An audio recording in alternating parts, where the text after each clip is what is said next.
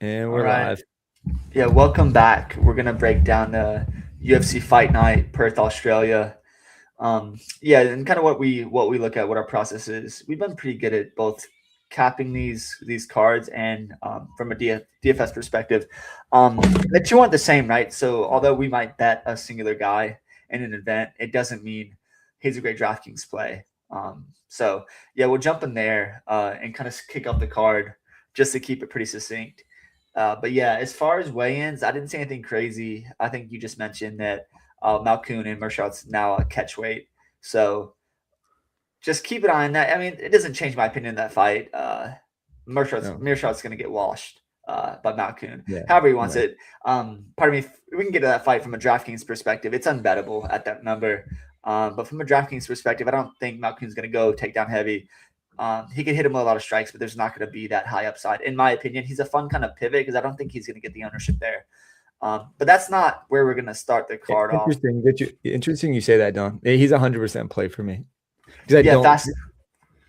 mainly because I do feel like the ownership won't be there. Yeah, And it he won't does be have the there. opportunity. I mean, he could take him down and then knock him out. Like there's an opportunity to do that all in the It's first just round. you wouldn't do that in the first round of Mearshot, mostly because that's when he's going to be the most dangerous from a submission standpoint. And the thing about Malkoun, he's never been submitted, so I don't think that's going to happen here. No. But if someone could pull off that Hail Mary, it's going to be Jeremy Mearshot, right? And um, he's just not taking this seriously. It's in I know Australia is massive, so I'm not sure Malkoun's from this area, right? But he's from Australia, so he's gonna or New Zealand. And he's going to be just fine. But let's start off the card. This is kind of an interesting fight, and I think the industry's kind of split. We have Cody Still.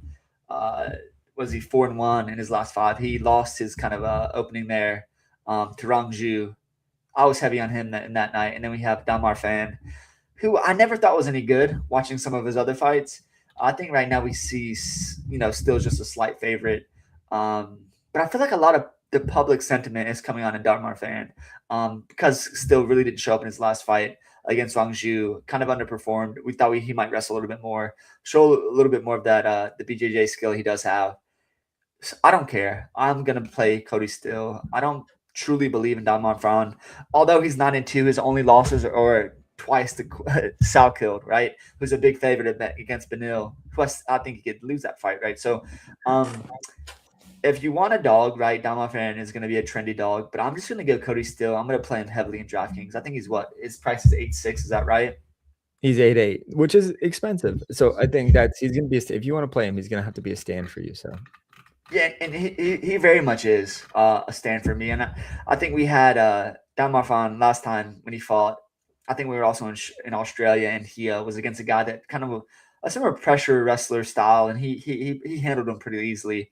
I think Cody Still's a different animal. I think if he has this fight his way, he's going to be an optimal scorer. Yeah, that's kind of the way I cap it. I probably won't bet Still, but as far as the DraftKings play, I'm going to pick him. Hopefully, we get a little bit of a lower ownership because Damar Fan is trendy, and just get Cody Still as kind of a if he has to fight his way, he can score 130 yeah, points. it's Cody Right? Still. He's one of those guys, brawler in your face. Okay, so he's a pressure Go guy. ahead. I don't know much about him. That's why I was curious your take. So Yeah, he's a pressure. Look at his. I mean, his picture is very much like prime Ricky Simone, right? He's very good at BJJ. I didn't see that as much from Rangju, but he's going to be walking forward, trying to hopefully to set up his takedowns. He's fallen in love with his hands, as all wrestlers do. Look at Pico; it hasn't worked out well for him. But yeah, it's one of those things like he's really fallen in love with his hands. Really brawler style. I just don't think Don Marfan has the power to knock him out. And because of that, I think Still, when in a win, he could put up a huge score here. interesting. And that's what I'm looking for. And Damar Fan is by no means a bad fighter. He's one of those guys. And you watch his the last few fights, he just finds a way to win. He's not really special anywhere, but he's not bad anywhere either.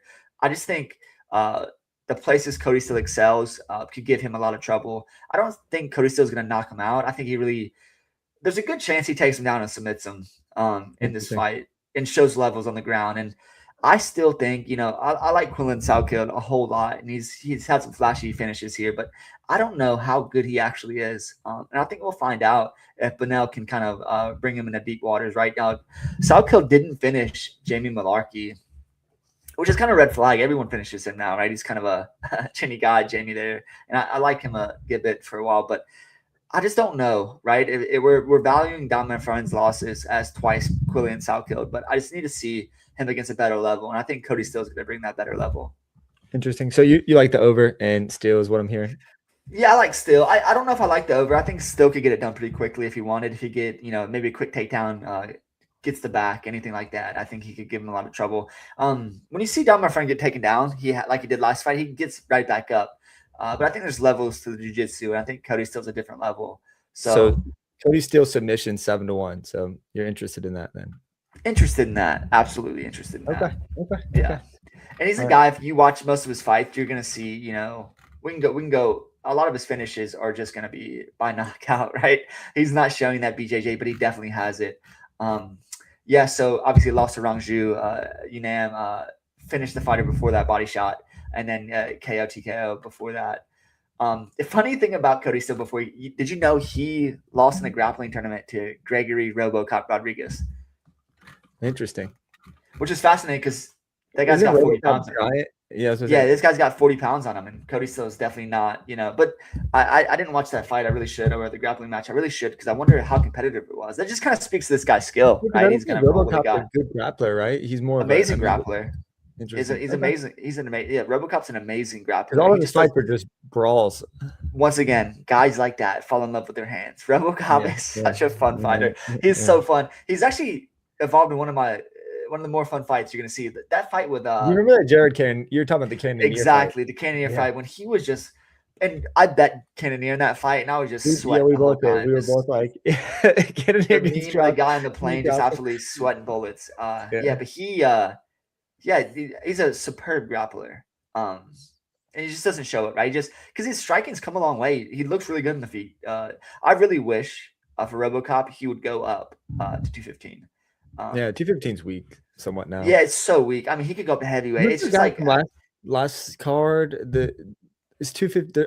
Is it not Josh Hokett? There's someone. Josh Hokett's heavyweight. There's a 215. I don't know. It'll come to me, but I think he fought on the last card, and it's like he may have an opportunity. Let me pull it up. What's your official pick in this fight while I pull that? Yeah, up? I'm taking Steele. I'll probably go over 2.5. Steele over 2.5. Steele money line. That's where I'm sticking. I'm not going to play the underdog here. Yeah, let me see if I can. I mean, we have Ryan Spann up at heavyweight going up. Oh, it may be Ryan Spann. No, it's not Ryan Spann. No, it's not Ryan Spann. It's a 215er. It's someone in the 215 weight class. It doesn't matter. It'll come to me at some point, but it's a guy. I think that weight class is fairly weak. The weight class is so weak. Yeah, very, very weak. Yeah, let's go to the next fight though. We have. And this, I'm just going on the order of Tapology here. So we have Jonathan Mikhalif versus Themba Garimbo. I so badly wanted to play Garimbo in this spot. It's kind of like, okay, he's going to go to the takedown well, and he just might. I just think Jonathan Mikhalif is too good. I think he's too good on his back. I think he's too good with his jiu-jitsu. I just don't think Themba can get to that back and submit him and give him any type of danger. And when it's on the feet, it's a total mismatch. I just think it's going to be night and day different. And really, I think Jonathan Mikhalif can really just keep this fight at distance if he wants. Just kind of keep him honest. I really don't. I know Themba's game plan is always to wrestle, but I think he's going to be in a lot of trouble if he puts his neck on the wrong side. And he could definitely get a quick sub. Mikhalif is. But from a DFS perspective, it might just be a pass for me. What are the prices then, DraftKings? Yeah, so to me, it's a Themba. I like in DFS, at least I'll just play Themba and I'll sprinkle him in. I won't play Mikhalif. Like I think Themba could score. I guess, yeah, to your point, it's like the favorite, and Mikhalif could submit him early, but like I think Themba's gonna try to get a takedown round. If he gets a couple of those takedowns, he will have control time. And like you hate that when you have the favorite in the fight because you're just watching him like suck away potential fantasy points. I'll sprinkle Themba. He won't be a stand. I'll play 20 to 30%. This is my problem. That he's able to take him down 3 to 4 times. Even if he doesn't do much damage, he could be optimal in the lineup with a win. So, yeah. So we're gonna go back a few fights with them, but so yeah, Ramiz Brahimaj, what was that? 2024, kind of dominated. And Ramiz has kind of had a resurgence since then. So maybe we shouldn't wait that too much. But that last fight against Jeremiah Wells, where he gassed. Just a bad look. Jeremiah Wells also a gas bag, just an absolute specimen of a human being. You remember Jeremiah Wells? Just an absolute unit. But yeah, just gas in that fight. And I think he's gonna have the same problem here. Jonathan Mikhalif is gonna make him work, and it's just not going to be pretty at the end of the day. And that's the thing I'm trying not to value too much is like I'm always a sucker, as everyone should be in DraftKings, for these wrestlers. They can kind of go to the chain wrestling. I just don't know if that's going to pay off in a win here for him, especially now the UFC valuing so much damage over control time. And another point about this fight is obviously it's in Australia. Where's Themba training at? He's in Miami, Florida, right? And so Mikalev being on home soil, I just think he's gonna find a way to get through. And I don't see Themba winning this fight. I'm also not playing Jonathan Mikalev in DraftKings though. But yeah, if I was betting, it's just Mikalev probably, to be honest with you, decision in this fight. Yeah, I would be on the other side if I do bet. It'd be Themba decision. Like Themba money line is plus, it's like 2-1. Themba decision 6-1. Like I would just take. I think if Themba wins, it's a decision. So like I don't imagine he finishes him. I think he probably tries to take him down. And if 2 out of the 3 rounds he can take him down and get a modicum of control time, he could just kind of salt it away and then maybe 29-28 on the scorecards, which is gonna be tough in Perth, right there in Perth, I think. Somewhere. Perth. That's Australia. Yeah, Perth is right. It's just I see your point. But the thing is, we just don't value control time anymore. He could take him down and have a good bit of control time for 2 rounds. And if just Mikalev is up at all, putting any work on the feet, it's just going to be a complete mismatch on the feet. If this fight's standing, and that's kind of why I don't like Mikalev. I think the fight is going to hit the mat at some point, and there might be some decent transitions. Mikalev is a very good grappler as well. I think it could just get stuck there, and because of that, with no submission, I just think there's no value in from a DFS perspective. But if this is on the feet, it's over for Themba. He's going to get put out. Like Mikalev will put him out. Yeah, interesting. For sure. Yeah, well, it's good. It's gonna be a Themba pick for me. I'll take Themba by decision as my official pick. All right. Well, yeah, we disagree on that fight, but let's kind of keep a tally of that. I'm curious where we stand and how we end the card. I kind of revisit that because I do because I know sometimes we go head to head and see how we do. But all right, let's go to the next fight. We have Wes Schultz versus Ben Johnston. Ben Johnston off the couch in Australia. If you just go to his Tapology page, like nothing special, right? Just a very good striker. Trains with City Kickboxing. People had said he was the training partner for Izzy. I don't think that matters that much. They probably get a lot of different looks, right? So, but when it came off the couch for this fight, the problem for me in this fight really is Wes Schultz is no good, and there's a lot of money coming in Wes Schultz right now, and I think he's going to be a trendy DraftKings play once again because of the wrestling. I'm betting Ben Johnston by TKO. I think he finishes him.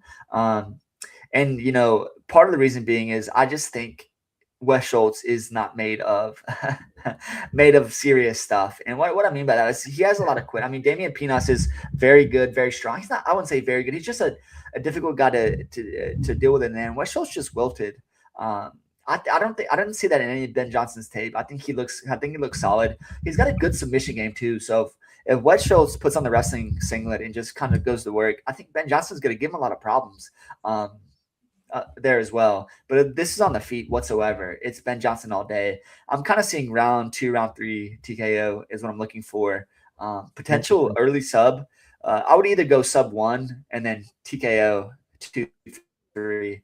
But yeah, that's where I land on this. What's your take? Yeah, I like Wes Schultz. I do. Maybe I'm the trendy guy here, but interestingly enough, exact method of victory for either guy, submission is -160. So like that, which is interesting. So it's saying in like both method of victories for both guys, like that's the best. Ben Johnston and Wes Schultz, their most likely outcomes is submission both ways. It's like and I think that's an outcome. And the fight is not going to go the distance, right? Like the under 1.5 is just much to the under. And let me go ahead. Let me just add to that.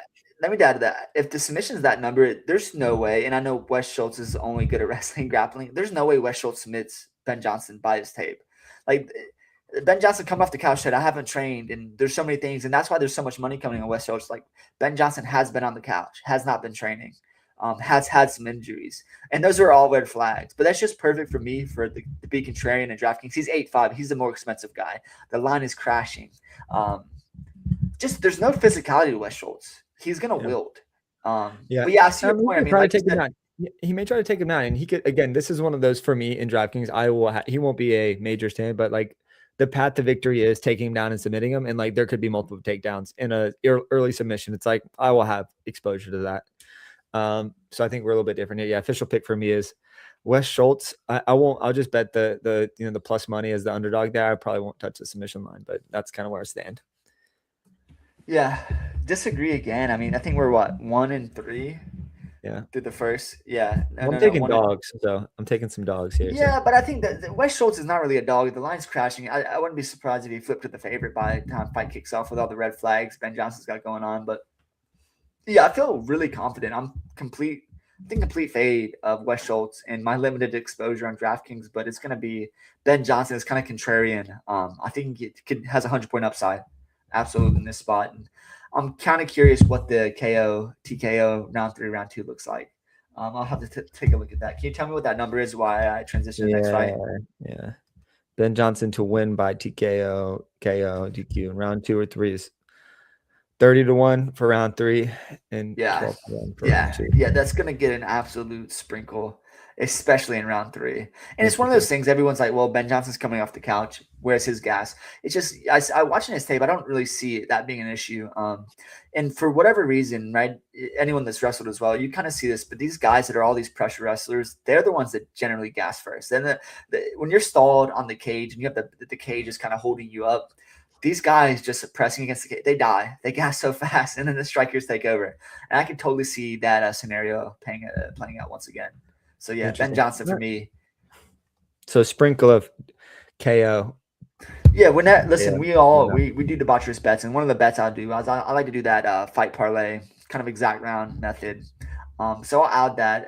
I might try to do multiples, round 2 KO, round 3 KO, and see if I can kind of pair that with something.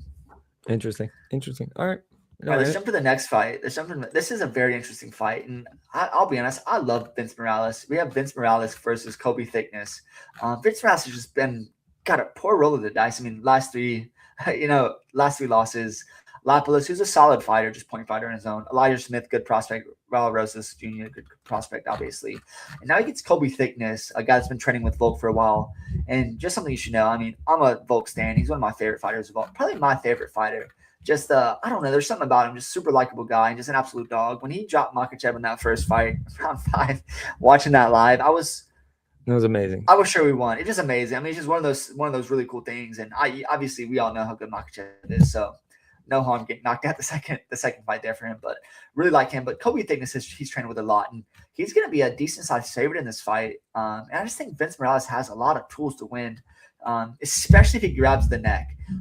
I haven't seen Thickness impress me anywhere. He's not gonna, if he's smart, he's not gonna try to take this to the mat too often. His last 2 fights have been obviously Musasa, who was supposed to be a good power puncher. Thickness was in a lot of trouble in the first round, made it out of there fine, and then before they lost to the little Topuria, the other brother who does hit really hard. He had some good moments in that fight, but Vince Morales is just a veteran. He could give a lot of problems to Thickness here. So yeah, Vince Morales is my pick. I think he gets off the skid. I do like Thickness going forward. I think he's going to be decent in the division. It's in his home country. That adds a little weight to him as well. You have no idea how these guys are going to react fighting at 7. This fight's probably at 5 a.m. Eastern. Yeah, so it's really it's going to be difficult for him to kind of manage that. Vince Morales, but he's a veteran. I think he's going to be just fine. I really do think he's going to come away with the victory. I'm going to call actually submission here any round. I think he eventually finds a way to get Thickness out of there. He's getting spoiled. Yeah, we're different again. I think Thickness by decision. Again, that's the chalky bet here, but Thickness is going to stay at range. He's not going to try to go to the ground, and he's just going to kind of try to win a striking battle. And if he does that, if he doesn't allow the takedowns and he doesn't allow this to get to the mat, he kind of stays away from the grappling, I think he'll be just fine. Kobe Thickness here by decision. Again, in his heart of hearts, Thickness does want to wrestle. And I just don't see anything particularly enamoring with his striking. I just don't see anything that scares me, and nothing. Vince Morales is kind of slow. I mean, he's 35-year-old bantamweight, right? He's not particularly speedy fella, but he's going to be, I think, at a huge advantage on the grappling here. And I think it's going to hit the mat at some point, and that's going to be a lot of it for Thickness. So yeah, Vince Morales by submission. All right. Different again. I mean, we're like, one same. I think we've only agreed on Cody Still, which means he's going to lose for sure against Delmar Fan. right, let's go to the next fight, which I is the won't play fight. Colby Thickness. Last thing I will say, I won't play Colby Thickness in DFS because I think even in a decision when he doesn't score well. So it'll be a pass in DFS for me. I guess if you're playing the underdog, it makes sense for you to sprinkle Vince Morales, but like not for me. Yeah, no, I agree. So this is the next fight. We shouldn't spend too much time on here. Jacob Malkoun, who I think is such a fun fight. I mean, people say fun in different ways, but he's a fun guy because he's kind of a pressure wrestler. He actually, I mean, listen, the guy was on one leg last time when he was fighting, but I think he showed decent striking. Yeah. Decent striking against Torrance Finney. And obviously Finney's not very good, right? He's just another wrestler himself. But I think he could definitely put it on Mearshot kind of however he wants it. And he's the BJJ coach there. So I think he's going to be plenty skilled to kind of stay out of danger here. It's unbettable for me. Malkoun's playable on DraftKings, but at that price, you really need him to either put up a lot of volume and takedowns or kind of finish him in the first. I just don't see that happening. So what's your take? Yeah, I mean, it's easy. It's Malkoun. I'm not going to bet it. The number's crazy. I'll play 100% of Malkoun in DFS tomorrow, and I will hope that he scores in the 130 to 140 range. There's not much else bad here. There's no much else. First of all, I mean, where does that 130 come from? Yeah, I mean, the path is this. Like, he doesn't put him away in the first round, and you don't want him to. You want him to beat him up in the first round and then put him away in the second. Like, that's the path, right? As long as, I don't know, like, but my question for you is, my question for you is, where does 130 come from? Because we're going to go into this fight assuming that he's not going to try to take down right away, because that's when Mearshot is going to be the most dangerous. But Malkoun is all guys that were good with submissions and is taking him down still. Like Malkoun, he's nondescript. Like it doesn't matter because he's like good on the ground regardless. So like to me, it's like, oh, he's gonna still take him out, or he could knock him out, and he could have knockdowns and takedowns in this fight, and you wouldn't be surprised. So he's kind of pillow fisted. I don't think I see it differently than you, but I understand what you're saying. I don't know at this new catch weight if it's gonna be. I mean, no. It'd be a clean KO. It'd be a ground and pound situation. Yeah, he hurts him. He gets on top of him and he ground and pound. He doesn't have enough power to, I think, cleanly put out Jared Mearshot. But yeah, so I mean, I understand. I'll play one or two shares of Malkoun, but I think I'm mostly just gonna fade this kind of high priced range, anyways. All right, let's jump to the next fight. Junior Taffa, and this is another guy that's kind of shed some of that weight, right? And everyone hates on these guys a whole lot versus Kevin Christensen. It's 100% just a Junior Taffa play for me. Everyone shits on his wrestling. He's horrible on the ground. I think he's going to be a problem for Kevin Christensen. Kevin Christensen is not special to me whatsoever. Obviously, he has a little bit of grappling upside. And another kind of play people always want to pile on Taffa's. But when you watch some of their fights, I mean, on the feet, Junior can be a problem on the feet. And I think this is a first-round KO. And I think it comes this time. I think Taffa's not going to get pushed whatsoever in this fight. I think he's going to knock him out in the first round. And I really hope he doesn't try to conserve any type of gassing. I hope he just goes for it, finishes it. I just don't think Kevin Christensen has anything for him on the feet. Yeah, this is another 100% play from this fight, and it's Junior Taffa. I think he puts him out too.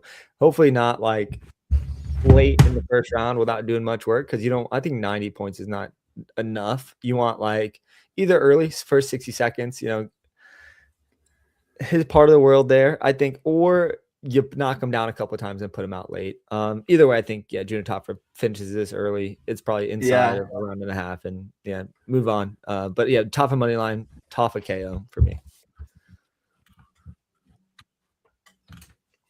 The money line's crazy. -210 for Taffa should be illegal because he's just done nothing to prove that worth. But yeah, it's UFC, right? So it's one of those things, like, the fights can be so variable, especially at this weight class. Neither of these guys is particularly skilled, in my opinion, and Taffa's just a better puncher of the two. And I think we're going to run with that and just hopefully he finally finds success here. Yeah, so let's go with this next fight. And this is where I kind of have a differing opinion than I think most do. Robert Burchak versus Cam Ralston. Cam Ralston with the best nickname, the Battle Giraffe.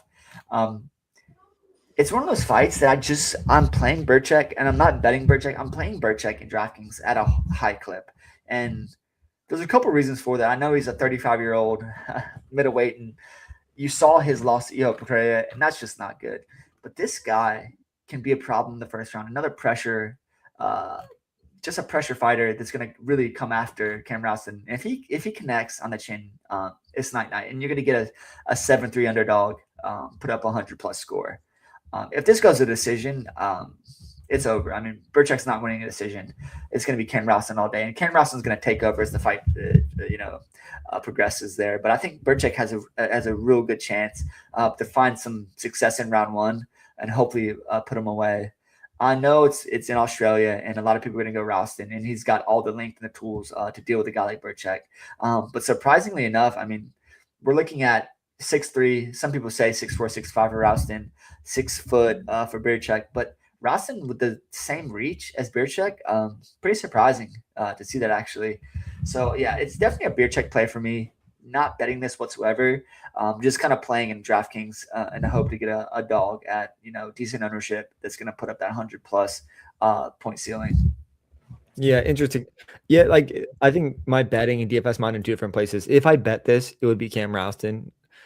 Like I would just bet the money line. If I play in DFS, it'll be Burchak. Like that's how I'll play it. I will play Burchak in DFS. If I bet it and if I add someone to the parlay, it won't be Burchak.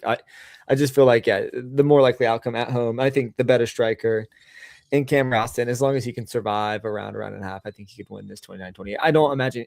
To me, it's like, well, he could probably finish Robert Burchak, and I mean, I think it could go under, right? Like if Burchak blows his wad.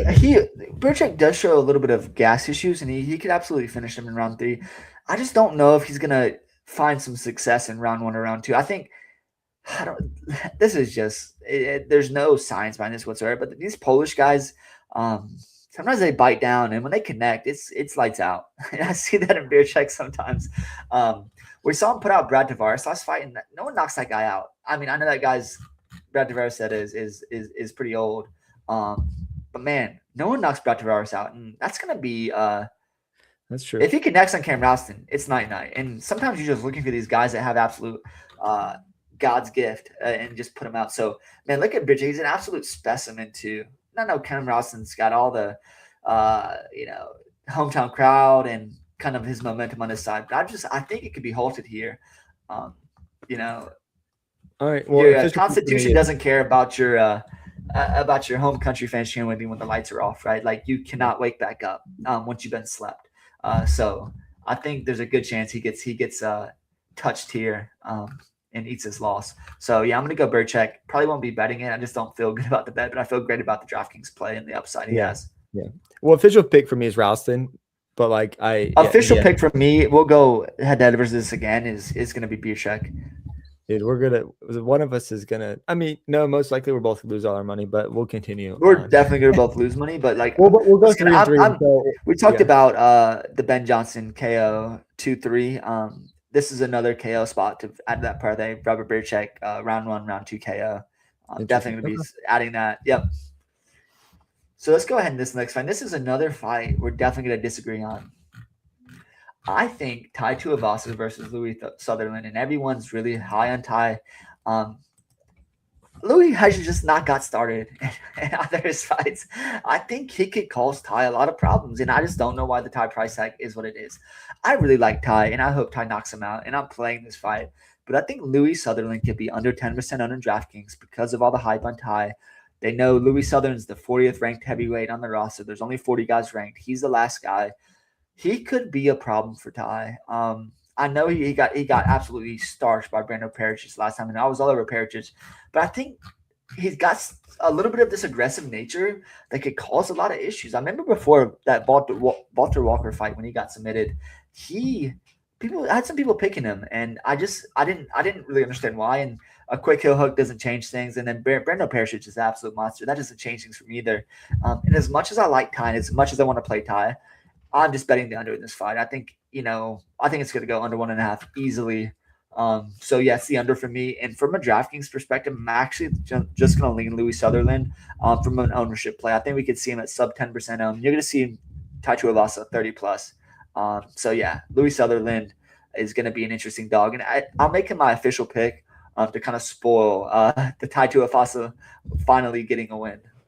Yeah, for me, we're on opposite sides again. I'm playing Tai. I think I will have 100% this fight. It'll be more 80-20 in DraftKings, but Tai will be my official pick by KO TKO in the first round. So see, this is what I don't. And people are saying this, but Louis Sutherland got hit with so many shots against Brando Perich. it wasn't that lights out. It was, if you watch from that tape, you're like, okay, he's eating. And it's like, it's one of those things like Louis did that to himself. He went after him. And I kind of hope he does the same thing here. I think with that pressure style, I think Ty could have a little bit of problems. I know Ty had a really good fight last time against a guy. What's his name? I'm drawing a blank. Who did Ty go against last time? It was a competitive fight. It was Taliesin Teixeira, right? And Taliesin Teixeira is a very guy, a lot of tools. A fight everyone bet the under, and Ty gave him some problems, but just couldn't handle the grappling. I think there's grappling from Louis, but it's a different type of pressure he's going to face here, and I think he could wield. I mean, once again, betting the under here because I think one guy does go to sleep, but I think there's a chance Louis Sutherland gets on top and makes it an absolute problem for Ty here. So, official pick going to be Louis Sutherland to kind of spoil the Tai Tuivasa homecoming win, finally win after the longest losing streak ever of all time to be still in the UFC, right? But yeah, I don't know. There's just something. There's one of these gut feelings. I feel like Louis coming back after getting knocked off so short notice. There's so many red flags that he's going to be maybe 6% owned. It's just that's too low for me not to just make a stand and play him on a decent percentage. Interesting. All right. Well, different again then. I'm playing Ty. I know Ty's then. Yeah. Well, let's run through at the end and just see how different we are and catalog tomorrow. Different. All right. We'll be different in this next fight too. So we have Brando Perisic versus Shamil Gaziev, and Brando's good. I think he hasn't really been tested all that much, and Shamil's going to be his toughest test yet. Absolutely.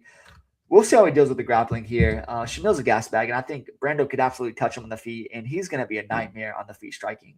Shamil kind of can lure you in, and he has some decent hands on himself, and I just don't trust the EV heavyweight wrestler, right? He's not the wrestling caliber, and he's going to gas if he wrestles too much in this fight. Truth be told, I have a lot of Perisic on DraftKings because he's 8-4, but I just don't. I think this fight could actually go the distance. I don't want to bet the over because it's two guys that are going to absolutely swing a heavy leather in there. But I think it could go over. Brando just keeps it at bay. Maybe Shamil gets a couple takedowns, but he just can't do anything with him. Brando's the pick. I do like him, round 2, round 3 KO if I was betting anything. But yeah, I'd also lean to over in this fight. What do you have?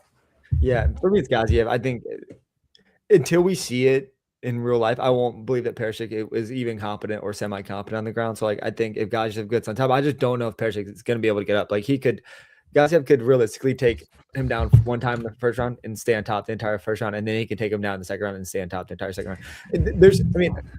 Again, until we see him have to, really weather that storm. Gaziev, he's not like a trusted EV, but he's not the OV. He's not the OV. And listen. To combat that point, really, though, is that he's at heavyweight. You have to find your way in, and Perisic is going to hit him with all sorts of weapons on the way in. It's going to be a problem for Gaziev. And this is the thing about Gaziev: he'll get 1 or 2 takedowns, but then he's going to absolutely gas out.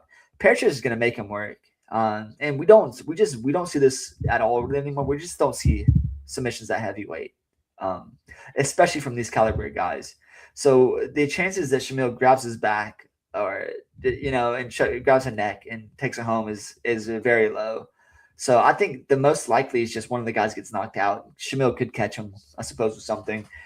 I just don't see it being ground and pound. And I think ultimately Brando says, okay, if this is a war, he's just gonna do what he did Louis and just kind of finish him there. So yeah, it's definitely Brando for me. And I know you like Shamil a little bit there, but I think Brando at -135 is a great bet. Interesting. All right, different again. So we're gonna have a lot. This next fight, I'm sure we're the same. There's not much to get different. Yeah, Maran Rahiki, and this is a last minute kind of ad. I think Ali is a New Zealander. It's Maran. He just kind of got him covered everywhere. The line is unbettable, -800. You just can't bet. Even Maran is Sydney guy. I think he fights under the banner of Morocco. That fight versus Harry Hardwick. That's who he fought last time, was just absolutely he broke his jaw.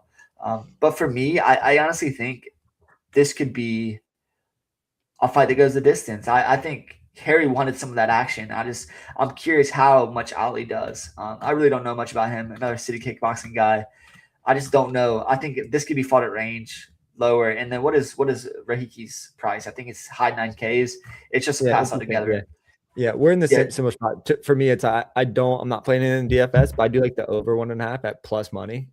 To me, it's like that's the bet, over 1.5, and I'll just pass. But yeah, Rahiki's the official pick. I think he wins this fight, but I do think it plays out at range, and I will avoid from a DraftKings perspective. So Yeah, all it's right. an easy Let's not waste too much time in there. Yeah, I mean Yeah. it's Rahiki, and then we'll see how good he looks. And now we have the battle of weird styles and Tim Elliott versus Steve Erceg. I think people are coming heavy on the Elliott side, note, thinking that he has a chance in this fight. But I just think Steve Erceg, he's gonna have him covered. I think pretty much everywhere. I know he has these 2 losses that were kind of concerning, and Tim Elliott has always been a fun dog for me. It being in Australia, I just think there's something about Erceg, just decision, 29-28 decision, pretty straightforward. Maybe he drops around, but he just kind of has them covered everywhere here. That weird herky-jerky style that Tim Elliott has, and where he's had these upsets. And I think he submitted Kaya Sakura last fight, which is absolutely a huge upset there with the guillotine. I think that's not gonna pan out. Steve Erceg's fine on the ground. Kai, we know, is a primary striker. That's never gonna be good if he gets caught in a guillotine there. And Tim Elliott's gonna got a good guillotine, good submission game as well. So it's just one of those things. I think it's Steve Erceg. Another one of those fights I'm just gonna avoid from a DraftKings perspective. Could be decent volume, but I think these guys both have a weird enough style where it's gonna be a little bit of time to kind of figure it out. And once again, we always talk about this, but at these lower weight classes, the age will eventually catch up to you. Tim Elliott's 39 years old. He'll be 40 this year. At 126, 125, right? That's just a little bit too old.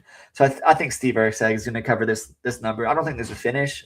Tim Elliott's cast iron tough, but it's just, Steve Erceg bet for me, or just pass altogether. Yeah, I'm with you here. Steve Erceg, money line for me. I won't play in DFS to your point. I think there's a lot of volume on the feet, but I don't envision a ton of knockdowns, takedowns. I would take Steve Erceg by decision. Nothing more to add on that one. All right, and this is where it's going to be kind of fun. Quillen Salkill versus Benny. So I think Beneil Dariush has a fighting chance if he can avoid all 8 limbs coming after him in this fight, because Quillen Salkill is going to be an absolute problem on the feet. But I think Beneil, if he gets this fight to the ground, we're going to see levels, and I think Beneil and DraftKings is an interesting play because of that. Obviously, there's so much hype on Salkill. The UFC wants Salkill to win so bad, and they're trying to send Beneil off on an absolute stretcher. I think they tried to give him Manuel Torres before this. Why are they trying to kill the guy?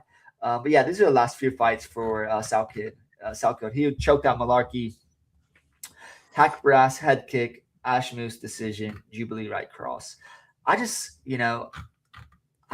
Dariush is obviously a step up in name, obviously getting aged up. But I think if he can get this fight to the ground, I know Silkwood's good on the ground. I think it just could be levels.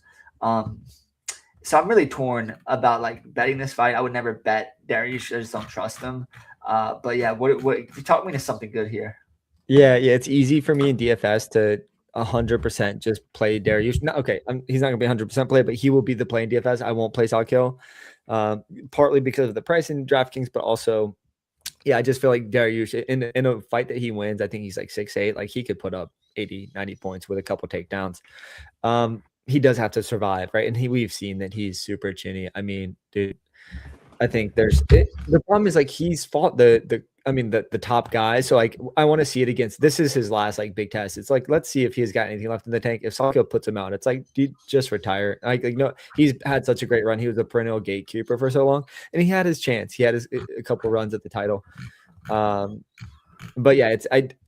Salkill would be the pick, in terms of just betting. If I have to make an official pick, I would in DFS I'll play Dariush.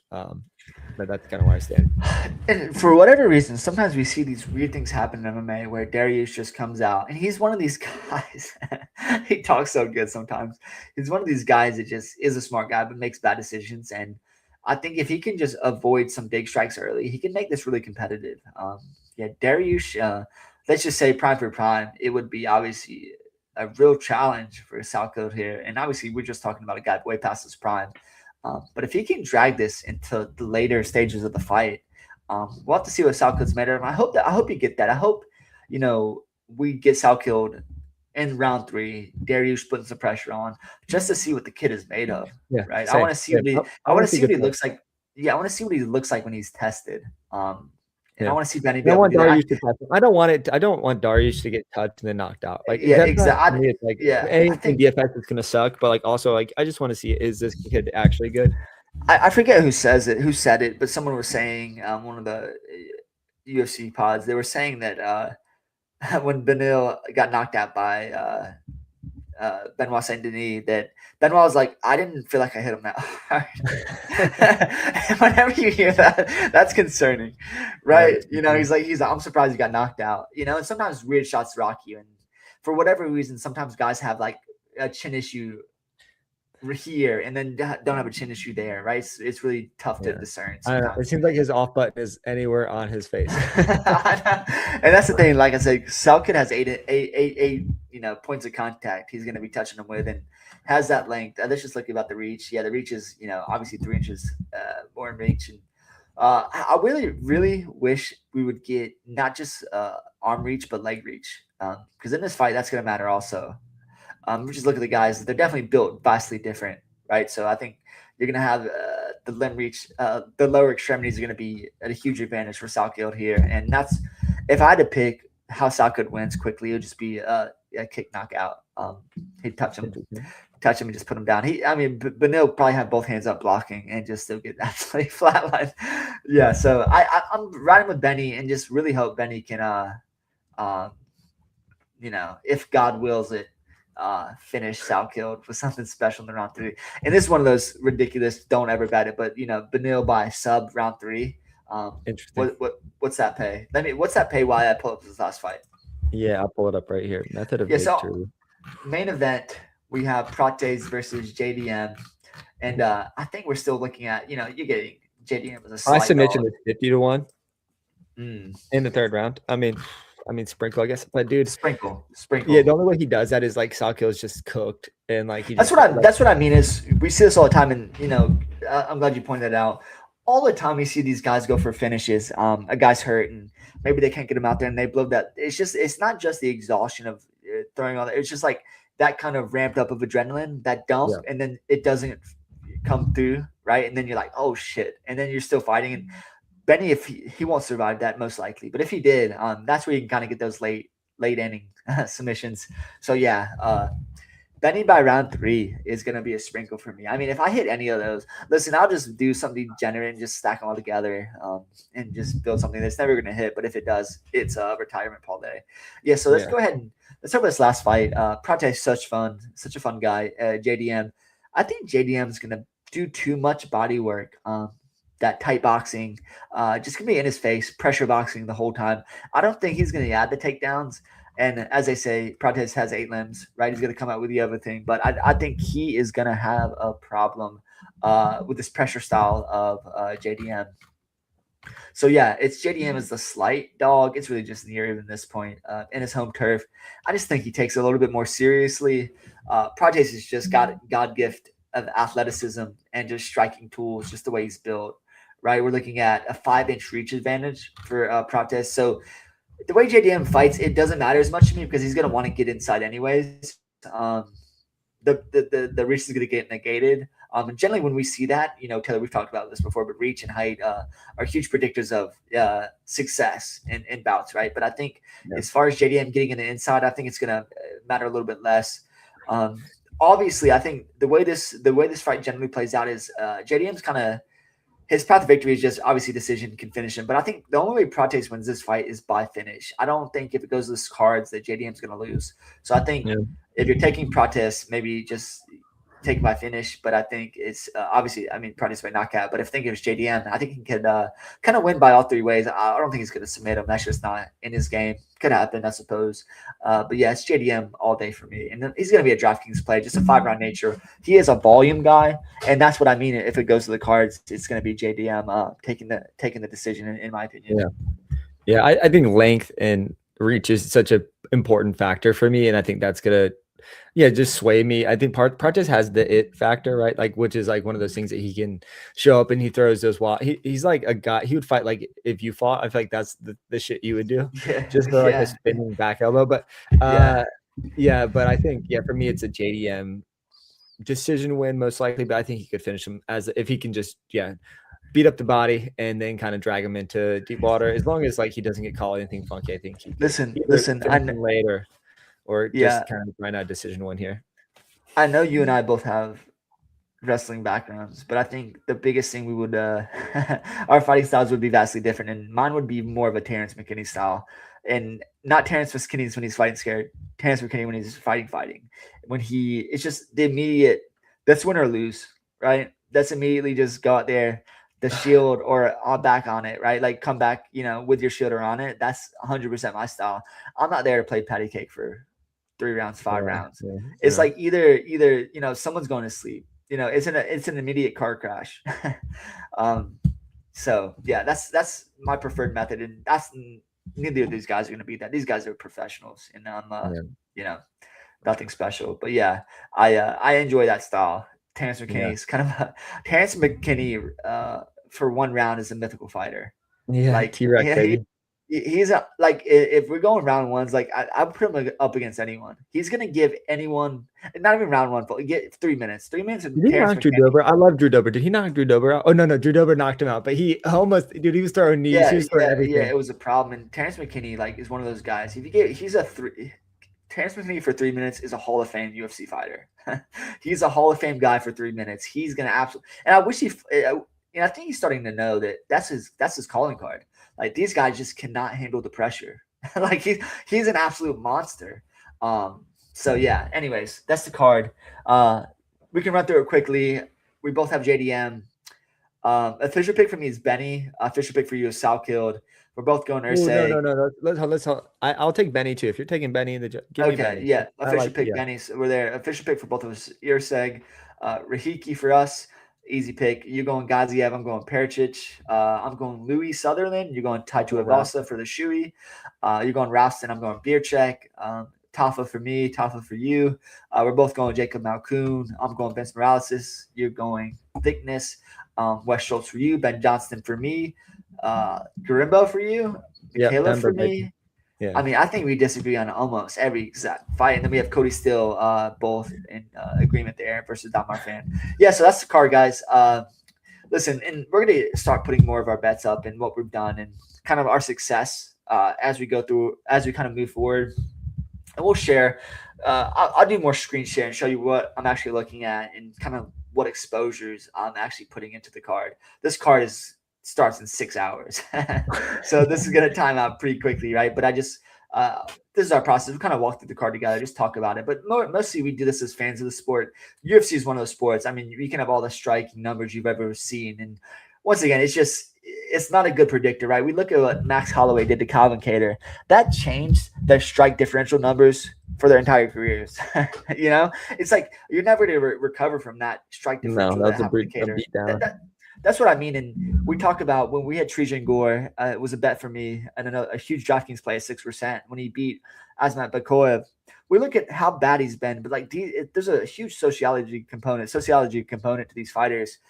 Guys that with their backs against the wall. And this is another thing for me is Ben Johnston. Like he's kind of got nothing to prove. I don't think he even wanted to be in the UFC. They just called him and he was interested, right? So these guys kind of fighting free also. I think for me.